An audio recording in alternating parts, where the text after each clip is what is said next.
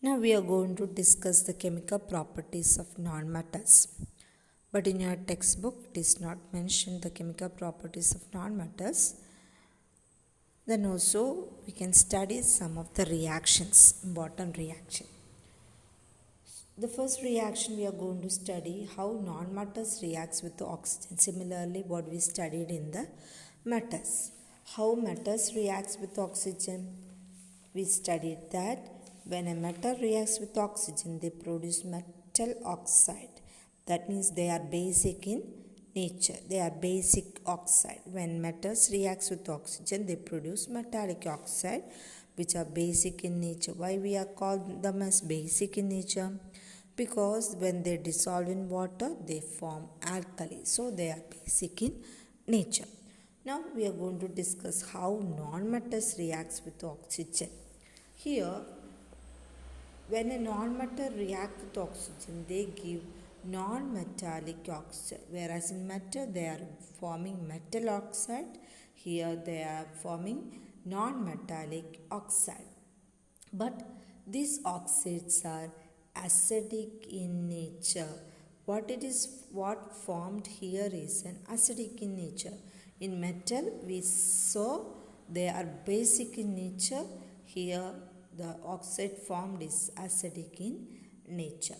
So when carbon reacts with carbon is a non-metal, when they react with oxygen, carbon dioxide is formed along with the production of heat.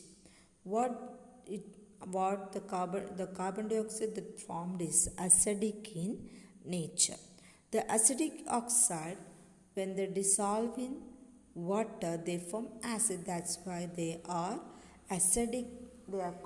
They are said to be acidic oxide. Okay, so why they are acidic in nature?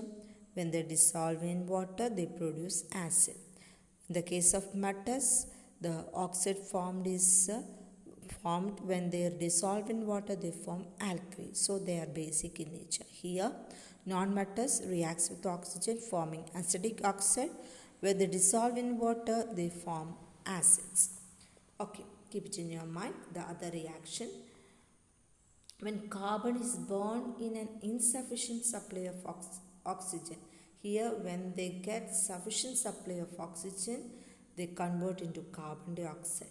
When they get insufficient supply of air, it forms carbon monoxide.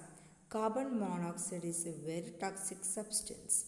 Inhaling of this monoxide may be dangerous, even leads to death. Another example is sulfur is a non-metal. When they dissolve in oxygen or when they burn in oxygen, they produce sulfur dioxide, which is also a acidic oxide. Then hydrogen reacts with oxygen, that we already know what happens when hydrogen reacts with the oxygen. So when they combine together, they form neutral oxide. So here we have seen acidic oxide, but certain metals, certain non-metals, when they burn in oxygen, they produce neutral oxide. Another neutral oxide is carbon monoxide. So carbon, when gets sufficient oxygen, they convert into carbon dioxide, which are acidic in nature.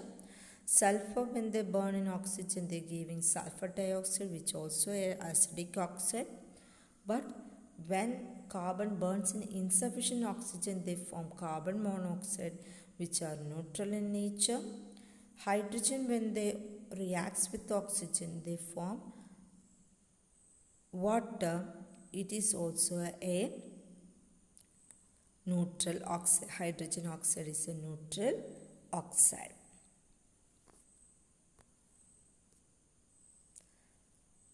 So as I said, the non-metallic oxide, which are acidic in nature, why they are acidic in nature? When they dissolve in water, they produce acids. So carbon dioxide is formed when they dissolve in water, they produce carbonic acid. Sulfur dioxide, when they dissolve in water, they form sulfurous acid. Okay. sulfurous acid. So sulfur dioxide gives sulfuric acid when reacts with the oxygen. Okay, that sulfur trioxide only dissolve in water to form sulfuric acid. Here sulfur dioxide, when they dissolve in water they form sulfurous H2SO3. Sulfur trioxide, when they dissolve in water only they form sulfuric acid. So keep it in your mind. Next reaction is reaction of nonmetals with the chlorine.